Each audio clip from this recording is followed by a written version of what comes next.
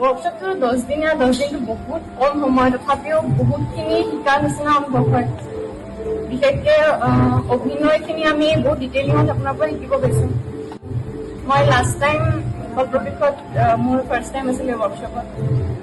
পৰিৱেশটো বহুত ভাল লাগে মানে ক'ব গ'লে অকল শিকাটো বুলি নহয়, আমি য'ত শিকি আছো সেই পৰিৱেশটো বহুত মানে চাগে বহুতখিনি মেটাৰ কৰে।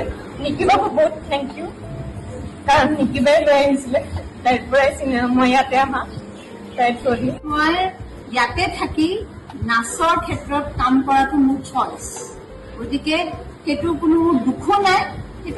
সেইটোৱে আগ নাবাঢ়িলো, কিন্তু মই বেলেগ এটা পথেৰে আগবাঢ়িলো। তুমি আগবাঢ়িছা, বেলেগ এটা পথেৰে আগবাঢ়িছা। ৰিমেম্বাৰ দেট, তোমাৰ কিবা এটা নহ'ল যদি নহ'ল আৰু ফৰগেট ইট, মুভ আহেড।